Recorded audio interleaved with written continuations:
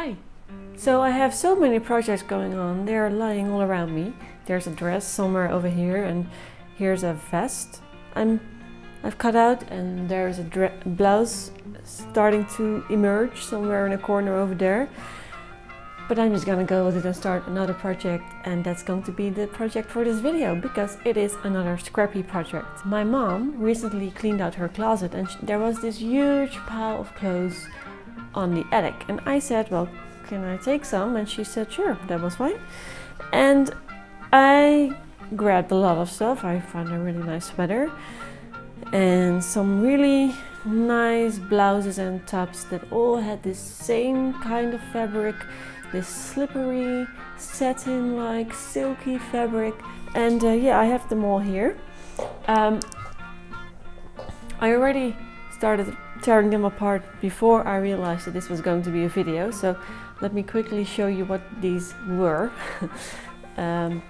This was a top, just a purple top, and you can probably see that it's very soft and flowy.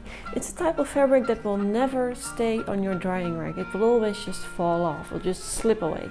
There are these trousers, pajama trousers, and this was a top as well. Very nice pattern, if I may say so. And finally there is this scarf.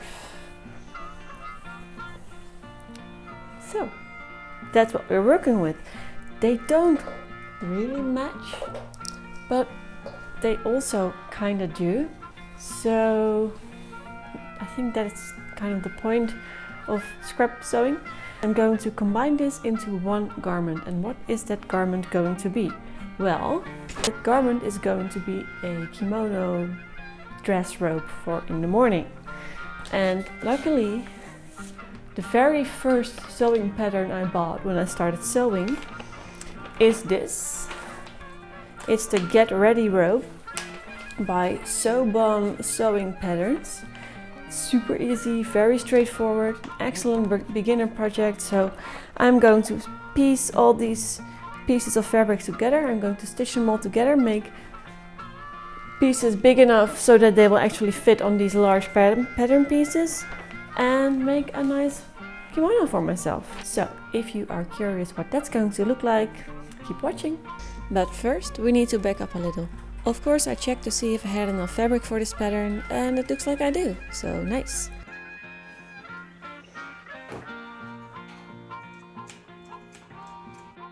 Then it was time to cut the garments apart. Bonus, I gained 2 zippers and a button out of them, also nice.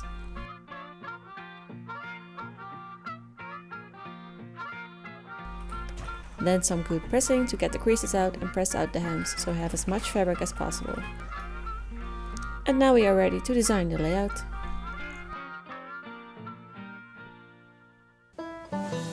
I cut the pattern pieces of the front panel in 3 pieces, so I could mix and match the fabrics easily.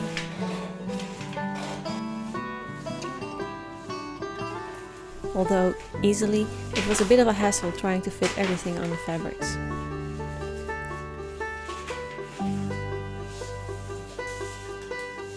I used balls from the kitchen to keep the pattern pieces in place, because it's much faster than pinning.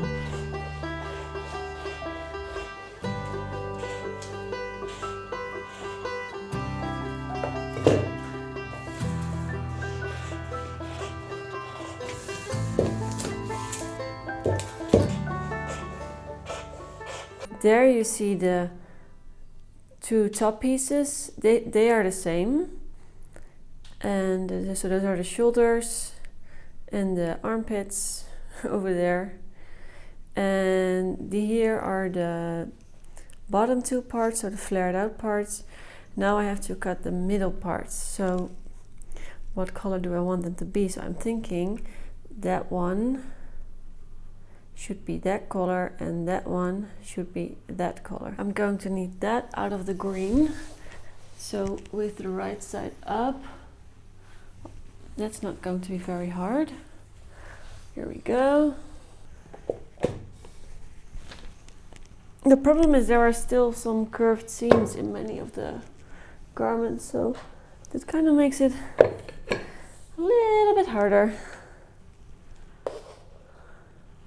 And I need to take account the seam allowance because I I cut the pattern pieces, so it needs a little extra room here so I can attach them together. So I'm taking into account about a centimeter of seam allowance.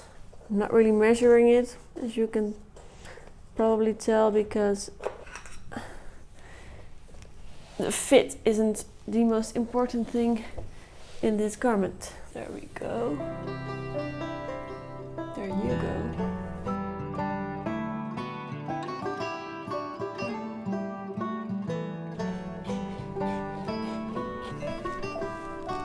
Okay, interesting.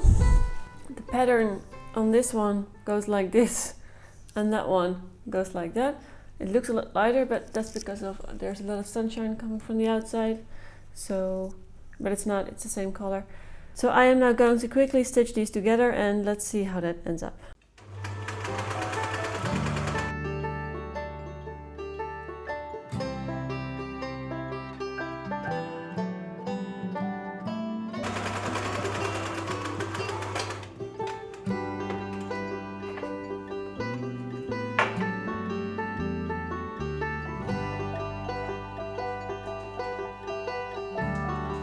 These are now the front panels. I think it looks pretty cool.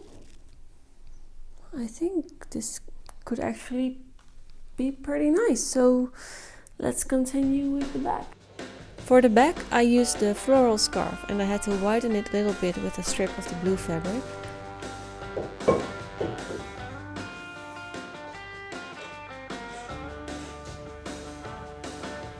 Then I joined front and back together and it started to look like something.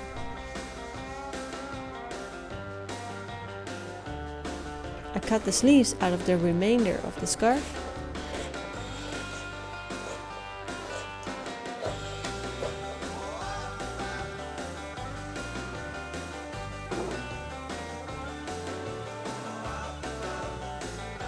Then I pretended to be a bird.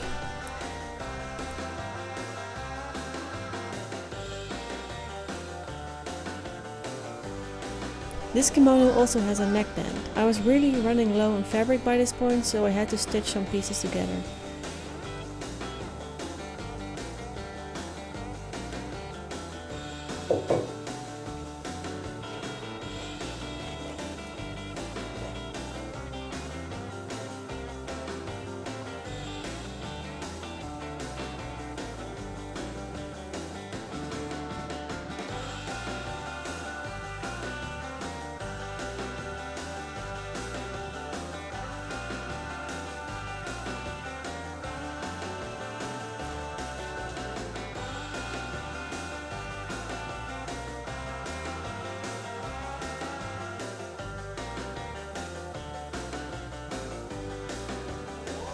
Because my battery was dying, I did a little bit of sewing off camera.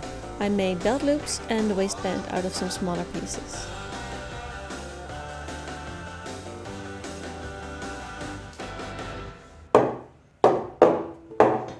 Now that the whole thing is in one piece, time to finish it with the overlocker. I picked this green thread I bought secondhand and then spent about a year trying to thread the machine.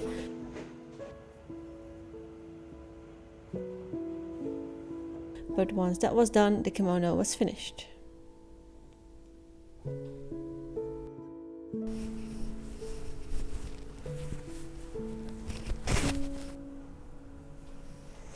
I gotta say though, I think it looks better on the mannequin than it does on me.